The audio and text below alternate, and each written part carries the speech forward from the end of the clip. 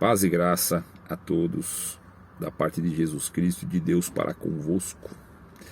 Saudações cristãs, com a santa paz de Deus, no grato amor do Senhor, ósculo santo da caridade, na face de todos. Queridos, me veio em mente um assunto. Eu não vou dar nomes às pessoas para preservar a identidade de todos, porque esse vídeo vai ficar público. E eu não vou trazer nomes, nem região, nem localidade.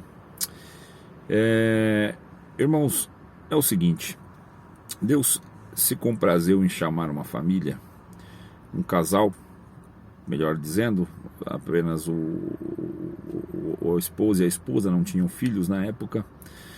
O Senhor chamou eles de dentro de um centro, né, uma religião com matriz demoníaca, e eles vieram para este caminho e começaram a servir a Deus, e o tempo foi passando, as coisas foram acontecendo, e com o tempo, este irmão foi colocado para atender reunião de evangelização. O Senhor abençoou este irmão com o dom da palavra, e isto cresceu bastante, Deus prosperou. Irmãos, e são dois fatores que é preciso prestar bem atenção, se atentar aos detalhes. Um deles é o seguinte: houve da parte de Deus profecia, Deus tomava irmãos, isso, segundo apurei, não aconteceu uma vez, inúmeras vezes, de irmãos que não conheciam, não sabiam de nada, e Deus assim revelava que o casal não tinha filhos e que o Senhor ia prover um filho. E com o passar do tempo, isso não se cumpria, e tem um detalhe do porquê não se cumpria. Eu já vou abordar esse detalhe também. Irmãos, e devido à desenvoltura dele com o dom da palavra, o cooperador da localidade logo falou para ele, olha, assim que tiver a vaga de cooperador de jovens é você, não tem outro, é você mesmo, já está no gosto da Irmandade, já está no coração da Irmandade, o Senhor já me fez entender dessa forma. Irmãos, e assim procedeu ele, alimentado por essa esperança. Passado um tempo, e isso já é o primeiro erro, né? Mesmo que alguém do ministério já sabe que você vai ser separado para esse fim, não é bom comunicar isso, nem para a pessoa, nem para ninguém. Isso tem que ser mantido em sigilo, porque uma coisa ou outra pode acontecer e frustrar a pessoa, né? Magoar a pessoa. O adversário vai aproveitar dessas ocasiões para arrebentar, porque ele é oportunista, né? Tá aí para roubar, matar e destruir. Irmão, então no casamento dele acontecia um problema interno. E devido a eles terem vindo deste lugar, né, desse centro não sei se era Umbanda ou Macumba, não sei qual que é a linhagem, mas independendo, irmãos, toda vez que o servo de Deus ia ter contato físico, sexual dentro do matrimônio dele, com a esposa, a irmã era tomada por um demônio. O demônio se apresentava como homem e afastava o irmão, fazia coisas horríveis dentro do quarto, às vezes descia embaixo da cama, agarrada no estrado da cama, e falava grosso e afastava o irmão. E passou-se 9 anos do casamento dele e ele não conseguiu ter contato com a sua esposa. Irmãos, e aí então ia passando o tempo e infelizmente não se concretizou a gravidez, né, dessa irmã. E aí, passado todo esse tempo, ele foi esfriando, dependendo da guerra tal. Ele não aguentava mais, porque todo mundo constrangia ele, perguntava: pô, vocês são novos ainda, não tem filho, né? Qual que é o problema? Aquela curiosidade do crente, né, que em vez de orar fica perguntando, quer levantar informações da vida do alheia, né? Isso já fica aqui um desabafo, mas também um conselho. Irmão, você não tem que ficar sabendo da vida de ninguém, se põe a orar, né? Fica querendo saber de detalhes íntimos de um casamento para fazer o quê? Você pode ajudar no quê? Então, é só Deus, né, irmão? Isso faz muito mais mal do que bem. Bom, o que aconteceu? Passado um tempo, ele não aguentou a pressão e ele tinha no ministério, como a maioria tem, né? Isso não é uma crítica ao ministério em si, porque o ministério a gente sabe que é bom, mas é uma crítica a alguns que estão lá, né? Inclusive este aí. Ele foi e confidenciou para o ministério, chamou para uma reunião em busca de oração e conselho, irmão. O desespero dele era tanto, ele não conseguia resolver isso, e pediu sigilo, porque é uma reunião, então no mínimo, né, não precisa nem ser crente, não precisa ser uma reunião dentro da igreja. Qualquer reunião é para quem está dentro da reunião. O assunto da reunião não é para ser externado, né? Você manter o sigilo, e até por questão de ética, uma coisa dessa, que se trata de um assunto íntimo de um casal, né, que veio buscar ajuda. Ele veio sozinho, não veio com a esposa, ele veio sozinho, talvez tenha sido esse um erro da parte dele, mas ele confiou cegamente no ministério, irmãos, e eu digo que o ministério é bom. Eu tive apoio, suporte quando eu precisei, em casa, com a minha mãe, com a minha esposa não, mas com a minha mãe, que estava enferma. Sempre tive suporte do ministério, eu não tenho do que reclamar, tá? A gente sabe que esses assuntos que eu estou falando são exceções, né? São exceções à regra, são casos pontuais, e não estou generalizando. Infelizmente nem todos irmãos seguem desta maneira, mas esse caso aqui, o irmão pediu sigilo, mas no mesmo dia havia um diácono que participou da reunião, e segundo os irmãos contam, tem uma sorveteria próxima à igreja.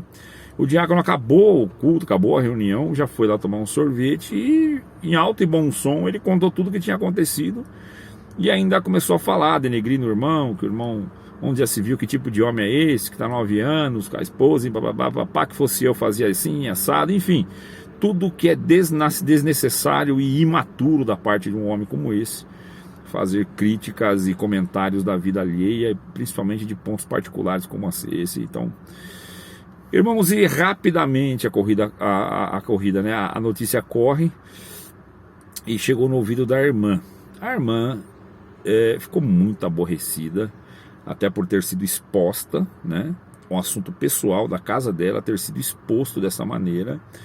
E humilhadamente ela se afastou da igreja, nunca mais apareceram na igreja, e também o irmão. Irmãos, e com essa promessa de ter ministério e nunca ter acontecido, ele se frustrou bastante, já estava aborrecido, agravado com essa situação do casamento, tendo em mente que havia uma promessa para ter filho e não acontecia por causa deste problema em si. Este acúmulo de situações levou ele a ir até o ministério para pedir auxílio, suporte. É nesta hora que você vê como que vendem a tua confiança, tá? Isso não se resume a estes irmãos do ministério. Isso, às vezes a gente acha que tem amigos e vai confidenciar alguma coisa e acaba sendo exposto aí para todo mundo escarnecer da tua vida. Por isso que tem coisa que é só você e Deus. Vai lutando a tua guerra silenciosa e solitária. Irmão, quando isso aconteceu, eles já estavam meio balanceados. E o excesso de convites para eles voltarem para o centro de Macumba, eles acabaram cedendo, porque uma coisa é verdade: se a igreja não te abraçar, o mundo quer te abraçar. E temos que estar atentos a isso daí. Por isso que estar no ministério, né, ninguém tem ministério. Tem os irmãos que falam que foi levantado. Não, ninguém é levantado, tá? Até porque não é uma elevação. Estar no ministério não é uma elevação. Na verdade, é um abatimento, no sentido de que você passa daquele que era servido para servir, né? Então você sai do meio da fila a caminho do céu e vai para último, né, para o final da fila, porque ali, se aquele rebanho que lhe foi confiado por negligência tua não entrar, né, então você vai dar conta de alguma maneira. Está escrito, salvo engano, em Timóteo, não sei, eu não lembro aonde, tá? Não sou teólogo. Então está escrito que: varões e irmãos, não sejais vós todos mestres, porque para os mestres haverá maior duro juízo, ou maior duro rigor, em algumas versões. Por quê, irmão? Porque você é formador de opinião, você está à frente do povo, de certa forma, para conduzi-los, né? E se você não faz isso na luz de Deus, e a luz de Deus ela é aplicada no amor e na misericórdia, e se você não faz isso, então você compromete o teu rebanho, e de certa forma vai ter que dar conta disso. Esse caso, irmãos, o irmão e a irmã voltaram para o centro.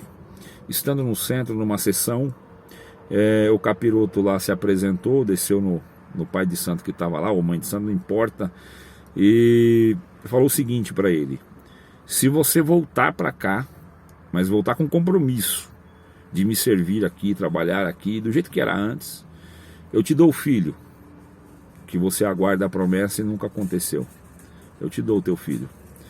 Irmãos, devido a ter culminado nessa situação, eles não tiveram forças mais para voltar para a igreja. Todos os dedos apontavam, todos os olhos mediam, e infelizmente no meio da igreja, quando alguém vê alguém perto do precipício, ao invés de estender o braço de misericórdia, acaba empurrando para o barranco. E isso é um mal que acontece direto, né? E não foi diferente com eles. Esta hora era para a igreja abraçar, para a igreja ir visitar, para a igreja fazer parte, e para a igreja ser madura, a ponto de nunca mais comentar isso, e a igreja reprimir este irmão, né, do ministério. Eu não estou falando mal de novo do ministério, não estou falando da pessoa deste irmão, e inclusive eu não estou pondo nome aqui, e eu sei os nomes, mas não vou colocar os nomes. E aí acabou que ele voltou para o centro, e passado algum tempo a mulher, a irmã, ficou gestante, nasceu uma menina, hoje tem a menina, e segundo informações batizaram a menina já no centro, né? E aí já fica como filha de santo. Irmãos, e também ele está a serviço desses demônios, vive vestido com roupas a caráter do serviço, chamando este de pai, aquele de pai, pai fulano, pai cicrano, chamando os demônios de pai. Irmãos, e assim ele foi acolhido pelo demônio que só o está enganando. E eu conversando com um irmão nosso, caríssimo servo de Deus, inclusive grande homem de Deus mesmo, da qual tenho muito respeito e admiração, o Senhor converteu a família dele deste lugar também. O pai dele foi fundador de um dos mais antigos aqui na região de Sorocaba. Hoje toda a família dele serve a Deus, e Deus abençoou muito esse brother, irmãozaço. Tenho pouco contato devido à distância, mas é uma pessoa que eu tenho grande estima. E eu chamei ele, contei esse episódio, contei para os irmãos aqui, e perguntei para ele, né, qual que era o parecer dele a respeito disso, até por ele conhecer muito. Ele falou para mim: Eduardo, é o seguinte, Satanás não tem poder de escrever nada na nossa vida, ele não tem a caneta de escrever os nossos dias, não está na mão dele, mas ele pode ler ele pode. Ele fez uma leitura da vida desse camarada, enxergou a promessa de Deus e embargou quanto pôde, e ele trabalhou em duas frentes. Ele trabalhou colocando esse espírito para impedir o contato físico do casal por um tempo, desgastando o relacionamento, o matrimônio, e colocou um desgaste também, entrou na mente desse camarada, que era para ser como um pai, um acolhedor, estando no ofício, fazendo parte daquele que instrui a igreja, que ajuda a igreja, deveria ter uma outra postura. Então ele trabalhou nas duas frentes e destruiu a fé, a esperança desse irmão. E não é que ele tem poder de gerar o filho, ele não pode gerar o filho, ele não tem esse poder. O poder da vida e da morte é só de Deus, né? Até o da morte, existem aí coisas que você pode fazer, né? Você tem a liberdade de escolha. Se quiser dar cabo da própria vida, você acaba fazendo, né? Tem até irmãos que fazem. Ou seja, mas o poder da vida, de gerar a vida, isso é exclusivo de Deus. Então ele sabia da promessa de Deus, né? E a promessa de Deus, ela não volta para trás, ela é viva. E assim que ele saiu da igreja, que Satanás conseguiu enganar ele novamente, então o próprio demônio mandou aquele demônio que impediu o contato físico se afastar, e o contato físico aconteceu, e a irmã gerou a criança, nasceu a filha, e Satanás roubou a autoria deste feito. Pelo menos na mente deste casal, ele roubou a autoria deste feito, como que dizendo: eu te dei o filho, você deve a mim, né? E agora o casal se sente devedor. E eu não conheço o coração deles, às vezes eles se sentem até gratos, né, pelo feito. E alguém pode dizer: este irmão perdeu a vida eterna? Não. Mas se ele continuar lá, sim. Existe a chance de alguém ir e combater e evangelizar de novo e aplicar a ele a verdade e orar junto com ele, sim, não tem nada perdido que Deus não encontre. Vide o filho pródigo, né? O Senhor tem tal poder e não há pecado que ele não possa perdoar, ainda mais um laço como esse daí, né? Então eu gostaria de externar este vídeo. É um assunto muito peculiar. Eu achei importante comentar com os irmãos, porque eu vejo uma frente muito grande de irmãos que... Satanás é o seguinte, irmão, ele trabalha em todas as camadas possíveis.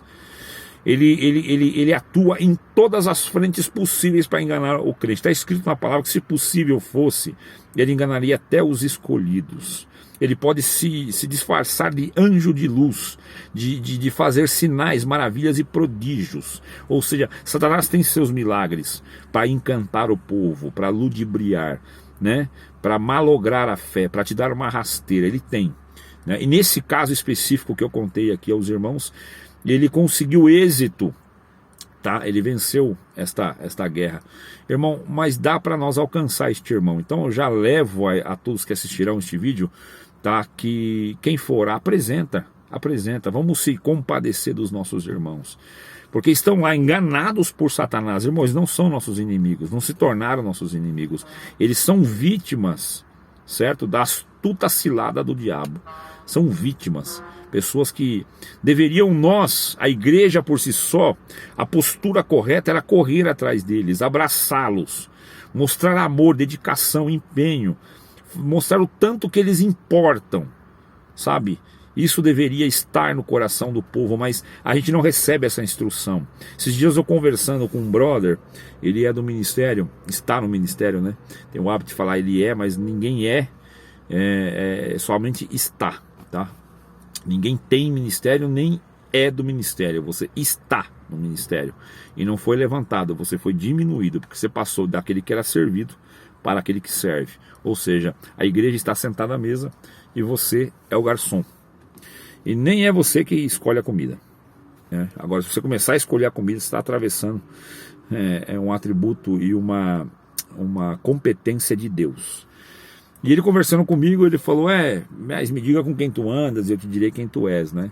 E eu falei para ele: isso não é um verso bíblico. Isto não é um verso bíblico. Isso não é, mas é uma coisa boa. Eu falei: não. E não levei mais à frente, que a gente estava em outro assunto. Mas aqui no vídeo eu vou deixar para os irmãos. Por que não, além de não ser bíblico, por que não faz sentido? Porque ele me leva a ter um entendimento equivocado. Veja bem, se eu pensar, me diga com quem tu andas, que eu te direi quem tu és, primeiro ponto de gatilho que me faz pensar assim e concordar com isso é o medo de ser visto com alguma pessoa que possa denegrir a minha imagem. No pejorativo mesmo, eu vou ser diminuído porque eu estou andando com fulano de tal que não é bem visto. Então esse é o primeiro ponto. Você imagina Jesus, o nosso Salvador, pensando dessa forma. Ele não falaria: Zaqueu, desce depressa que me convém pousar na tua casa. Porque Zaqueu era muito mal visto. Zaqueu não era uma pessoa para que fossem vistos andando com ele, né? Assim também Madalena, assim também Mateus, que era cobrador. Enfim, inúmeras pessoas que não eram de boa índole, e Jesus esteve com eles. A diferença, esse dito popular, ele faz sentido quando você analisa ele friamente e separa bem isoladamente, cirurgicamente, o que ele quer realmente dizer. Quando eu ando com alguém, eu vou fazer alguns exemplos aqui, dar uns exemplos extremos. Olha, se eu ando com um traficante, então eu vou ser visto como envolvido nas ações ilícitas dele, né? Se eu ando com um ladrão, da mesma forma. Se eu ando com um cara que é viciado, é a mesma coisa. Ou seja, porque se amarra este ponto naquele outro, que não se assenta a roda dos escarnecedores, certo? Maravilha, até aí tudo bem. Por que Jesus esteve com Zaqueu, esteve com Mateus, esteve com Maria Madalena? Por que ele esteve com essas pessoas? Porque não é ele que andava com as pessoas, e as pessoas que andavam com ele. Então, onde que se aplica? Eu posso ser visto andando com um traficante se o traficante estiver andando nos meus caminhos e não eu andando nos dele.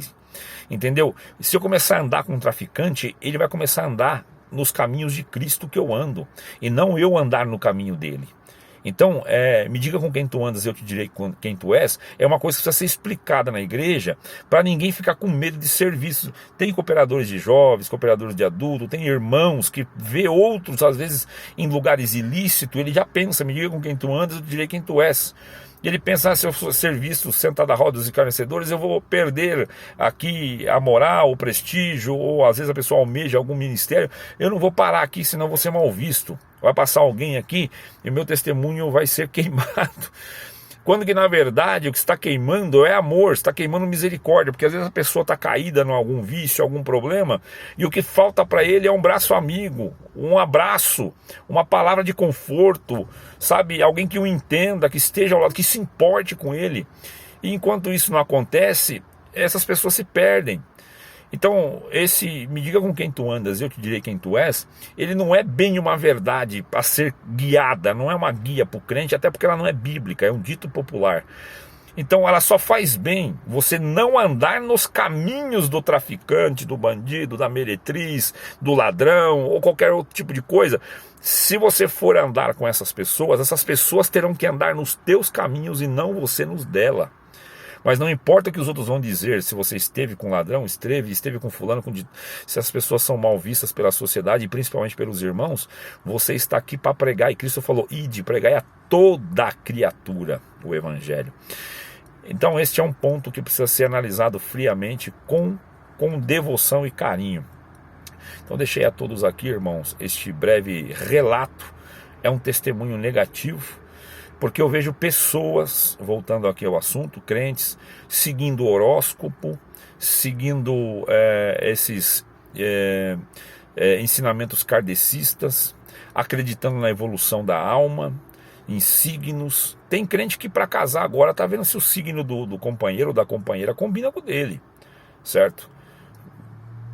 Estão chegando numa situação que é vergonhoso, né? Agora vale muito mais essas coisas. Estão fazendo retrocesso, não sei como é que chama, agora me foge a palavra, mas para recordar algumas memórias. É como se fosse uma hipnose, mas é espiritualizada, para você fazer um retrocesso mental, regressão mental, esse é o nome, sabe? Eu conheço um relato de uma irmã que fez e agora não dorme mais, ela é atribulada por demônios.